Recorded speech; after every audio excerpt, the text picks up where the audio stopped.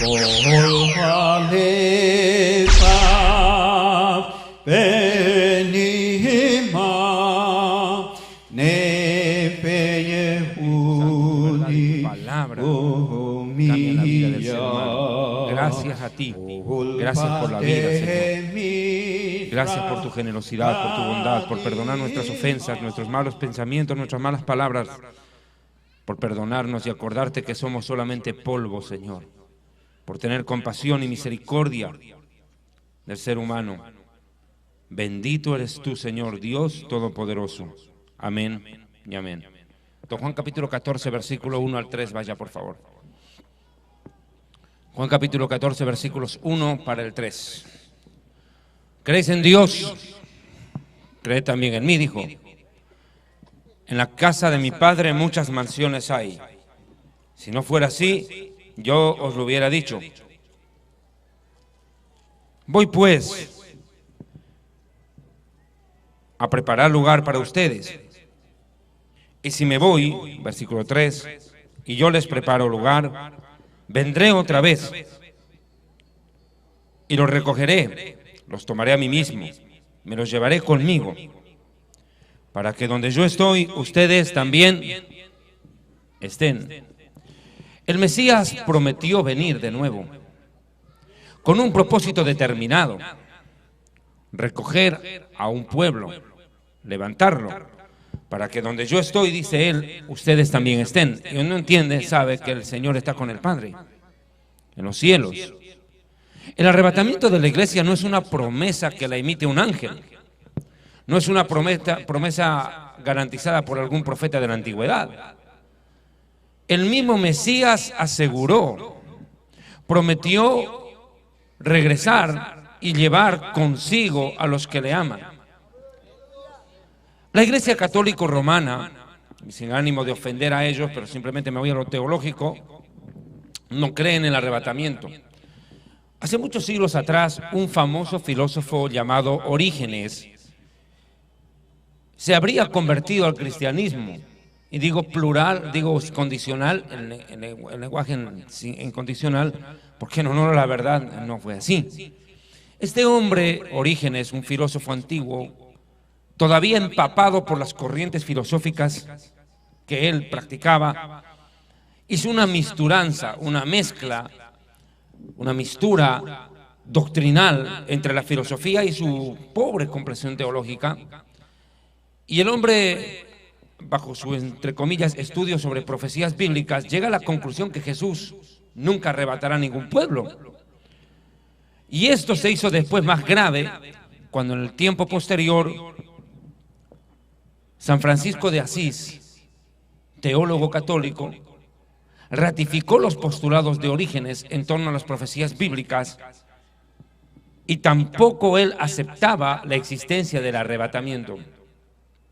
Para colmo, Agustín de Hipona, otro teólogo católico posterior, surge y prácticamente sistematiza la teología católico-romana, en la cual se asevera que Cristo vendrá, sí, pero para gobernar el mundo. En pocas palabras, los católicos romanos creen que Cristo vendrá, sí, pero para gobernar el mundo.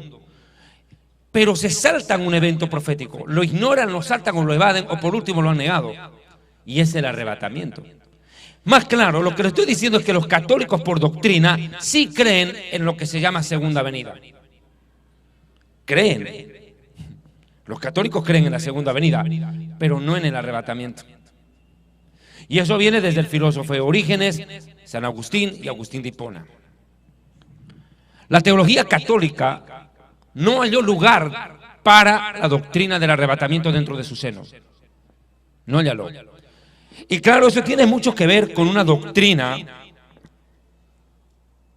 que llama poderosamente la atención, y la planteó Agustín de Hipona. Agustín de Hipona entendía que el reino de Dios lo instaura la iglesia a medida que va predicando el evangelio, según ellos. Y cuanto más naciones se conviertan al, entre comillas, cristianismo católico, y la iglesia católica gana influencia social sobre esos pueblos, así se va instaurando el reino de Dios y Cristo ya va gobernando el mundo. Ellos entienden eso, que la iglesia gana el mundo para Cristo. O sea, en nombre de Cristo, la iglesia coloniza naciones en nombre de la religión. Ahora pueden entender por qué la Inquisición. Porque ellos sentían que estaban cumpliendo un deber divino. Por eso la iglesia católica, pueblo que conquistaba, pueblo que influenciaba, y hacía que los líderes políticos comulgaran con su religión. Y esto empezó ya desde el mismo Constantino, porque Constantino mezcla la religión con la política, hace una simbiosis, hace una mezcla, un poderoso, ¿verdad?, acuerdo entre la religión y lo político. Constantino era un emperador. Para que vea que desde sus orígenes la Iglesia Católica siempre entendió que lo político y lo religioso van de la mano. Cuando Jesucristo dijo todo lo contrario. Jesucristo dijo: dejen al César lo que es del César y a Dios lo que es de Dios, pero no me mezclen las cosas. No me mezclen lo del César, que es lo político, con lo espiritual. Usted me viene entendiendo a medida que voy explicando por qué voy por acá. Porque muchas veces me han preguntado a mí, ¿por qué los católicos no esperan el arrebatamiento? Y ahora le estoy dando las razones. Porque desde su mismo origen, la Iglesia Católica no buscó el poder espiritual, sino el poder secular.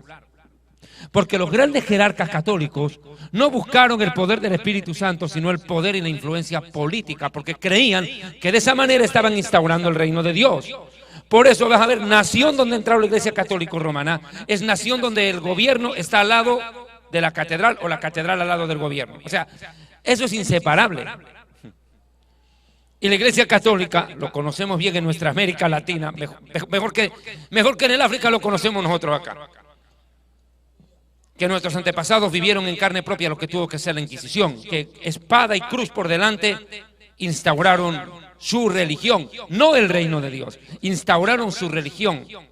Ellos plantaron una religión en otras tierras, pero nunca predicaron el evangelio, porque en honor a la verdad, cuando los pueblos precolombinos, cuando los ancestros aymaras, quechuas, guaraníes, tupiguaraníes, etcétera, los aztecas, los mayas, vieron la llegada de los sacerdotes católicos, a ellos nunca se les predicó el evangelio. Los aztecas nunca se convirtieron al evangelio. Ellos tuvieron que aceptar el catolicismo o morir, que no es lo mismo. Pero la Iglesia Católica entendía desde su óptica que estaban cumpliendo la tarea que, entre comillas, le habría dado Dios en la historia. ¿De qué? De colonizar tierras y de implantar el catolicismo, porque así concebían ellos que políticamente estaban instaurando el reino de Dios. Y en honor a la verdad, la Iglesia Católica pues gobernaba el mundo durante muchos siglos. Eso no lo podemos negar. La Iglesia Católica gobernó durante muchos siglos, en la época del oscurantismo, antes de la Reforma. Eran los papas los que designaban a los emperadores, y los emperadores eran peones del líder religioso en Roma. Hasta que, bueno, conocemos la historia, ya 1520-21 comienza, inclusive previamente con John Hus, lo que vino a ser el movimiento que llevó a la Reforma, cuando ya inclusive sacerdotes católicos como Lutero se levantaron contra el orden instituido por el papado, pues el papa prácticamente se había convertido en un dueño del mundo, un capataz, que política, económica, socialmente gobernaba el mundo. ¿Me está entendiendo, cierto? Estamos simplemente haciendo un repaso de la historia. Lo más curioso es que esta teología, contra la cual se levantaron grandes hombres en la historia, como Ulrico Zwinglio, Calvino, Lutero, en fin, John Hus. Esta teología que parecía haberse ya superado, se metió dentro del pueblo evangélico a partir del año 1985, 86 y toda la década del 90. Inclusive previamente, ya a los albores de la década del 60 y del 70, muchos predicadores evangélicos reformularon su postura sobre las profecías bíblicas, y pastores evangélicos empezaron a decir que no hay arrebatamiento y que lo que tenía que hacer la iglesia, entre comillas, evangélica, era instaurar el reino de Dios. ¿Cómo? Bajo estratagemas o anuncios doctrinales. Bajo estratagemas o, si quiere, clichés, como el que le voy a mencionar, y usted yo sé que lo conoce y muy familiar. Perú para Cristo, Guatemala para Cristo. Bajo esa misma estratagema, subterfugio, por ejemplo, pastores entre comillas evangélicos han dicho, bueno, nosotros vamos a instaurar el reino de Dios en la tierra para que podamos gobernar las naciones para Cristo. Y por esa razón usted va a ver que desde la década de los 90, con mucha fuerza, y más aún del 2000 para acá, cantidades de pastores dejaron el púlpito para meterse en política. Ejemplo, Humberto Lay. Así, hablemos claro, hablemos a rajatabla. Yo vivía en el Perú 3 años más, yo vivía aquí en el Ermitaño, hermano, ¿sabes lo que es? Conozco desde muy de adentro muchas cosas que han venido pasando en la iglesia evangélica en el Perú. Porque esto me es como familiar. ¿Entiende? El primer país a donde yo salí a predicar fue Perú. A la primera nación donde Dios me trajo a predicar fue esta nación bendita. ¿Me entiende? Denle un aplauso al Señor.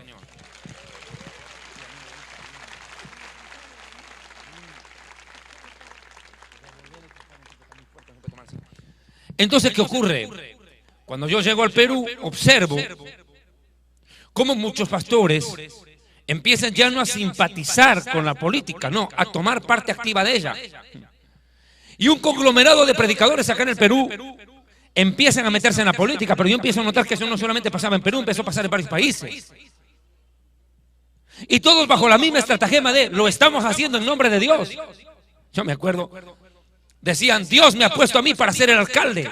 Y empezaron las falsas profecías. El próximo presidente de Perú será un pastor, será un siervo de Dios. Y esto y aquello. A Dios gracias, ningún pastor llegó a gobernar Perú.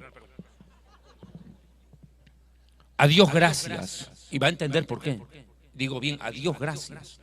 Como yo lo dije en una conferencia en Honduras, en Tegucigalpa.